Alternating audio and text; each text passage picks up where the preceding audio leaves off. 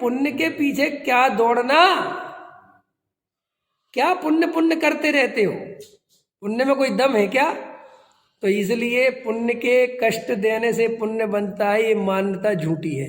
अगर भूखे रहोगे और अंदर आर्त रोध ध्यान चल रहा होगा और ये सोच के बैठे होगे कि रोटी नहीं खाऊंगा तो पुण्य बंधेगा, बिल्कुल गफलत में हो, भ्रम में हो, क्योंकि पुण्य रोटी खाने या नहीं खाने से तो बंधता ही नहीं, वो तो सहजता और शांत परिणामों से बंधता है। और तेरे अंदर जब कसाय टूटी नहीं और तू जबरदस्ती अपने को शांत करने में लगा है तो वो स्प्रिंग की तरह है, जैसे स्प्रिंग को दबा देते हैं ना, फिर वो एकदम उछलती है, ऐसा ही होगा तेरा ही। समझ में आया? तो ज्ञानी कर्मों से नहीं डरता और अज्ञानी कर्मों से ही जीवन जीता है। समझ में आया? ज्ञानी का कर्म कुछ नहीं बिगाड़ते और अज्ञानी कर्म के बिना जी नहीं सकता। बहुत अच्छा तर्क आ गया, क्योंकि अज्ञानी का देह में, शरीर में, संयोग में स्त्री पुत्र कुटुंब परिवार में एकत्व है, ममत्व है, कर्तृत्व है, भोक्तृत्व है और ये सब कर्माधीन व्यवस्था है, तो उसे कर्म की गुलामी करनी ही पड़ेगी। अरे अज्ञानी तो भगवान का गंधोदक लगाता है तो इसीलिए लगाता है कि मेरे कष्ट हर लो। समझ में? कौन किसके कष्ट हर ले? छोटे से बच्चे को लगा देते तेरे भी कष्ट दूर हो जाए, वो भी सोचता है होता ही होगा कुछ ना कुछ है। हमारे यहाँ गंधोदक इसलिए नहीं लगाते कि भगवान कुछ कष्ट दूर करते हैं। अरे ये मान्यता तो जैन दर्शन की है ही नहीं। अभी कल एक मैं सुन रहा था छोटी सी क्लिप, बोले महाराज आपको शनि ग्रह नहीं लगते?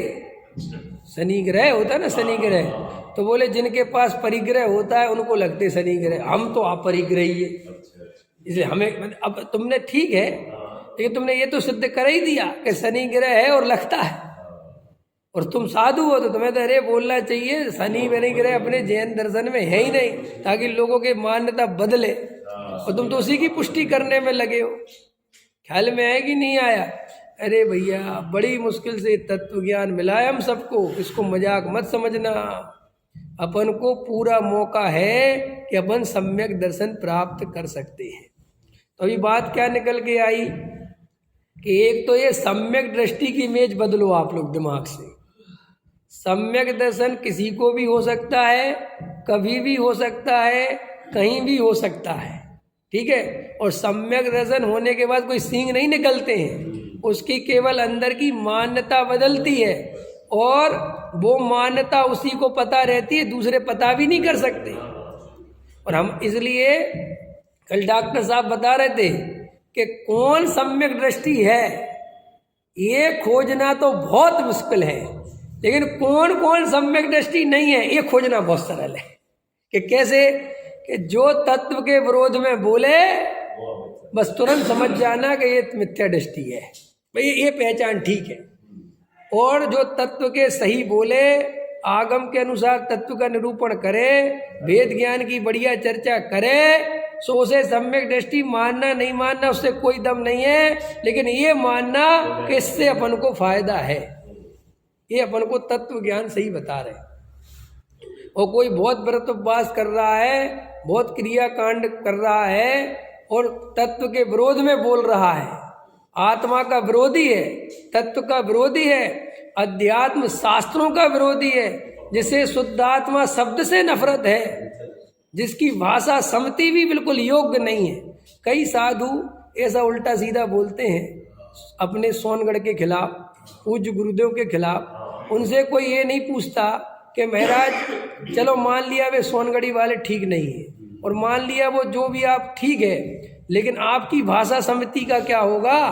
क्योंकि मुनिराज तो हितमित प्रिय वचन बोलते हैं, वे तो कभी कर्कश वचन बोलते ही नहीं, वे तो कभी तू तड़ाक की भाषा में बात करते ही नहीं, वे तो कभी किसी की निंदा करते ही नहीं। अरे वे तो शास्त्रों में अन्य दर्शनों के बारे में भी लिखते हैं तो बहुत मर्यादित भाषा लिखते हैं, क्योंकि साधु के भाषा समिति है ना। और साधु तो कहते ही उसे हैं कि जिसका मन, जिसके वचन और जिसकी काया, जिसके दर्शन मात्र से लोगों की कसाय मंद हो जाए, लोगों के परिणाम बदल जाए, निर्मलता आ जाए, और तुम ऐसी भाषा का उपयोग करते हो कि लोग लठ चलाने लग जाएं, लोग दूसरों के मंदिर से उठा उठा के शास्त्र फेंकने लग जाएं, लड़ाई झगड़े समाज में फैल जाएं। ऐसे साधु को हम साधु मानेंगे? 3 काल में नहीं मानेंगे। ये साधु का कभी लक्षण हो ही नहीं सकता। और जो साधु, दिगंबर साधु, अगर अपनी भाषा सम्मति पे भी कंट्रोल नहीं कर सकते तो वे क्या आत्मा को समझे होंगे? क्या कह रहा हूं मैं? अरे हम तो सामान्य श्रावक हैं, हम तो असंयमी, समझ में आया, ग्रस्त हैं, फिर भी हमारी स्वाध्याय करके तत्व समझकर भाषा इतनी संयमित हो गई कि हम किसी के लिए अब शब्द नहीं बोलते। आज तक हमने किसी साधु के लिए किसी अपशब्द बोला क्या? हमारे कोई पंडित विद्वान बोलते हैं क्या? और तुम कैसे साधु महाराजों के आए दिन अपशब्दों से ही स्वागत करते हो? हैं? क्या क्या शब्द बोले हैं? क्या क्या आप, कैसी भाषा सम्मति है आपकी?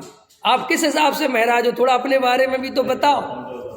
और साधु कभी झूठ नहीं बोलता, क्योंकि सत्य महाव्रत का धारी होता है। और तुम सरासर महा झूठ बोलते हो, झूठ पे झूठ बोलते हो, मन गढ़ंत कल्पनाएं करते हो, रात दिन देखी गई ये झूठ की झूठ पकड़े जाते हैं और तुम सत्य महाव्रत के धारी बने रहते हो। फिर भी धन्य ये पंचम काल है। क्यों? ये पंचम काल की बलहारी है कि असत्य बोलने वाले, महाभ्रष्ट, महाधूर्त बातें करने वाले, समाज को लड़ाने वाले, झगड़े कराने वाले, अध्यात्म शास्त्रों का, तत्व का विरोध करने वाले, समाज उनको पूछ पूछ के मरी जा रही है। समाज उनकी भक्ति कर करके मरी जा रही है। समाज को इतना ही ज्ञान नहीं है। क्या ये साधु का स्वरूप हो सकता है? क्या साधु ऐसा होना चाहिए? अरे साधु तो हमारे यहाँ वो है कि वहाँ उपसर्ग हुआ, रानी चेलना ने उपसर्ग दूर किया और राजा सेड़क ने सर्प डाला। क्यों? मुनिराज, यशोधर मुनिराज में। और जब दोनों दर्शन करने आए, उपसर्ग दूर किया, तो दोनों में भेद ही नहीं कर पाए। धर्म वृद्धिरस्तु भाई। अरे राजा सेड़क बोला, अरे ये कैसे धन्य तुम्हारे मुनिराज, ना उन्हें उपसर्ग करने वाले पर क्रोध, ना उपसर्ग दूर करने वाले पर राग, और दोनों को धर्म वृद्धिरस्तु देते हैं। अरे हमारे पारसनाथ पत्थर पर सारा कमट और जरा सा भी भाव नहीं है। और किसका ले? सियालनी पूरा खाई जा रही तो भी भाव नहीं है कसाय का।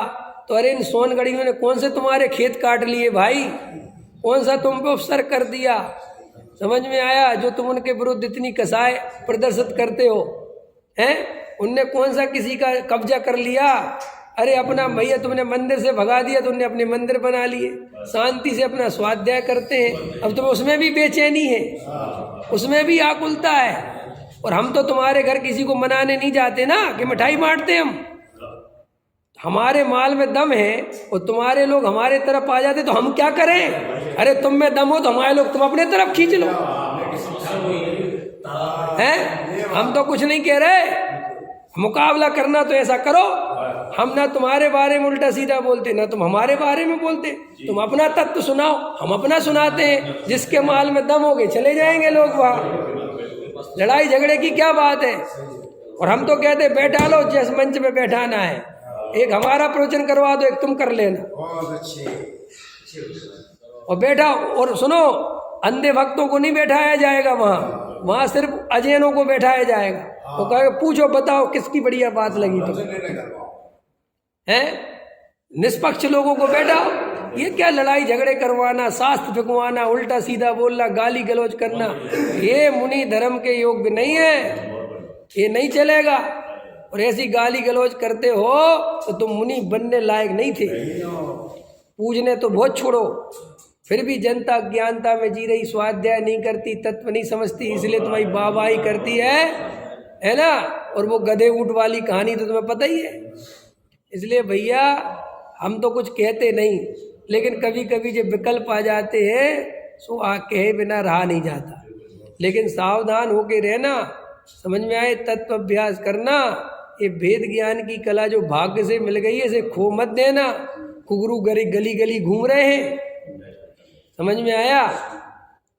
लेकिन हमारा कहना ये है कि जो तत्व के विरोध में हो वो कभी सच्चा गुरु हो ही नहीं सकता। और हम खाली गुरु की बात नहीं है, अरे कोई पंडित, कोई विद्वान अगर तत्व विरोधी है तो पंडित विद्वान के लायक नहीं।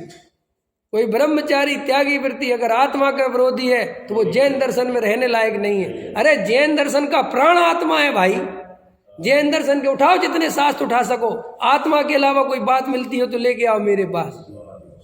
तुम जबरदस्ती जैन दर्शन को हिंदू धर्म बनाने में लगे हो। दुनिया भर का अन्याय चल रहा है, अनीति चल रही है, और हमें पढ़ाते हो तुम कि क्या है जैन दर्शन आत्मा के अलावा काय के लिए समर्पित है? बताना। ये वीतरागी भगवान काय के लिए? रागी तो ऐसी है क्या हमारे भगवान? हमारे भगवान कोई आशीर्वाद दे रहे क्या?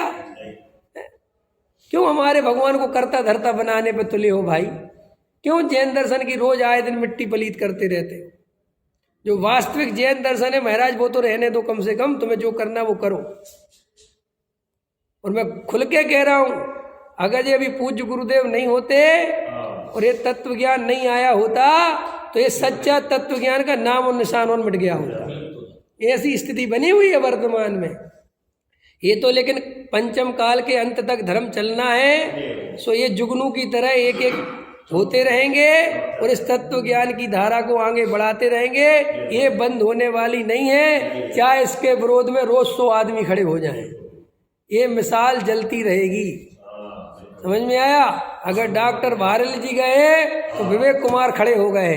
जिस दिन विवेक कुमार खड़े मरेंगे उस दिन कोई दूसरा विवेक कुमार खड़ा हो जाएगा। समझ में आया? लेकिन ये रुकेगी नहीं, और रोकने में किसी में दम नहीं है। और अभी खुल के बता रहे हैं, जब तक अपने अंदर प्राण है, जब तक हमारे अंदर एक एक सांस है, तब तक ये समयसार और मोक्ष मार्ग प्रकाशक पढ़ाते रहेंगे और पढ़ते रहेंगे लोग।